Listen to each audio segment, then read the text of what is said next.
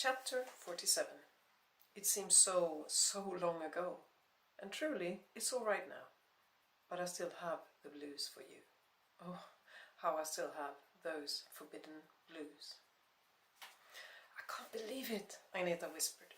They were standing on the stairs to the school and had just sung their graduation song. We're like done. The 3 years are over. We're the graduates of 2003. Jenny nodded, filled with mixed emotions. Sentimental and joy about concluding this part of her life, and a slightly painful memory of last year's graduation when Peter had come to pick her up for their picnic in Slottsskogen. Her thoughts were interrupted by Agneta's groaning. Oh no, I can't believe it. Dad couldn't possibly have. Jenny looked around, trying to see what made her so upset. When she saw the reason, she giggled. The garbage truck.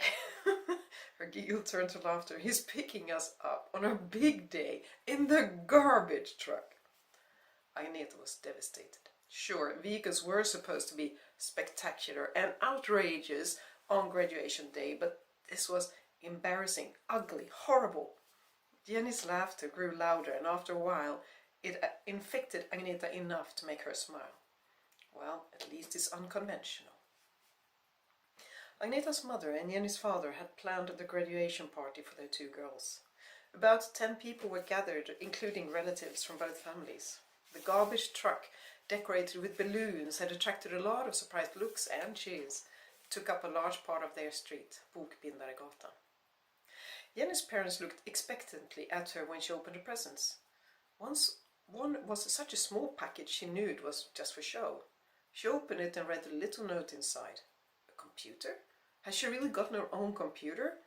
She looked carefully at her parents, not daring to believe it yet. A computer. They eagerly answered, both at the same time, that she needed one, since she was going to study journalism. It would no longer be good enough for her to share the family computer. Jenny jumped high and screamed with joy. She hugged both her parents in one big embrace. Jenny stayed happy throughout the day. The mixed feelings she had had earlier were gone. She was surrounded by family and friends, and everyone wished her and Agneta luck. It was one of these once-in-a-lifetime days, and she would always remember it. Agneta had also received many gifts, including a new mobile phone. Kevan had given Jenny 30 red roses that Agneta had looked at with ill-concealed envy. It was such a romantic gift. While Agneta and Kevan cleaned up after they had opened the gifts, Jenny went out to collect the mail. Johanna had reminded her that she had probably received greeting cards from people who had not been able to join the party. Jenny stepped into Johanna's clogs and walked in her white dress towards the mailbox. Johanna was right. There were several cards, all addressed to her. Congratulations on your well-deserved graduation, from her aunt and uncle. Good luck, from an old schoolmate from elementary school. And a third card saying congratulations, signed by Peter, and a fourth. She stopped and picked up the card she had just put in the back of the pile. Peter? With trembling fingers she looked at the card again. Congratulations, Peter, it said. She recognized the handwriting. It was really from him. Slowly she turned the card around to see what type of card he had chosen. It was a picture of a wonderful orange shimmering sky with a bird flying towards the horizon. In the lower right corner there were white letters in a curvy font saying, Il faut vivre et non pas seulement exister.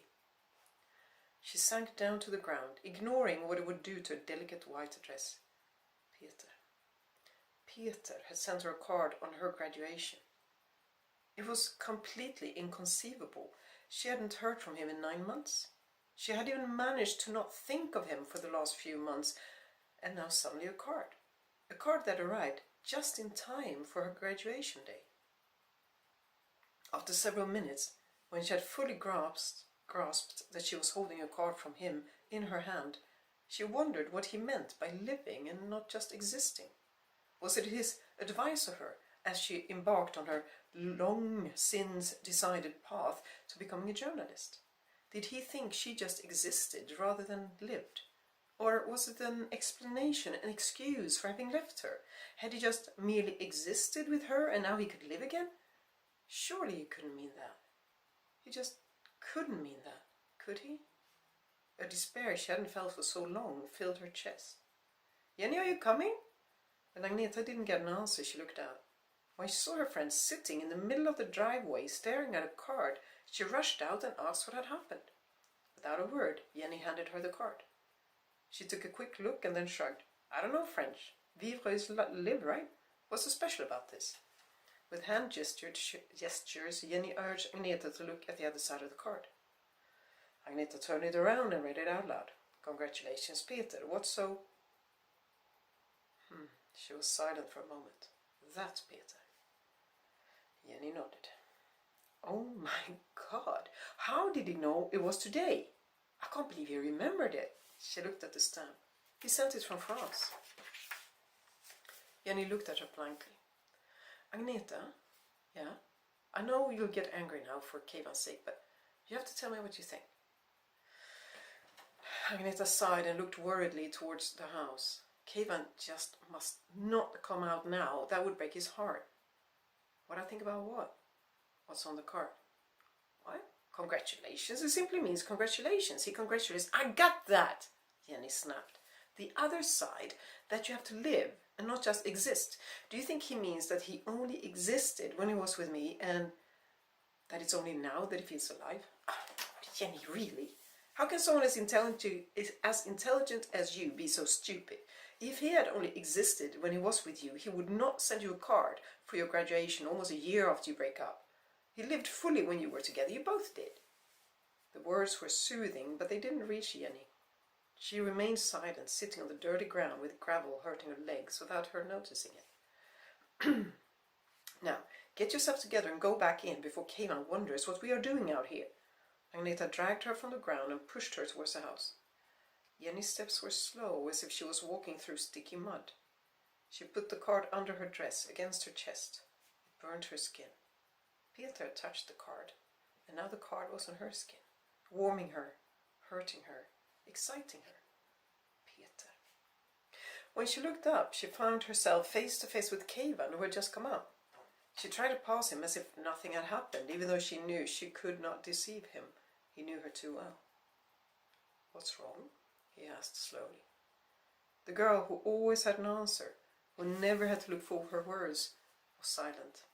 She couldn't come up with anything. There was no answer in her head, no answer coming from her mouth. She just shook her head, walked past him and into the house. His eyes followed her. The look in them pained Agneta. When she tried to walk past him, he grabbed her arm.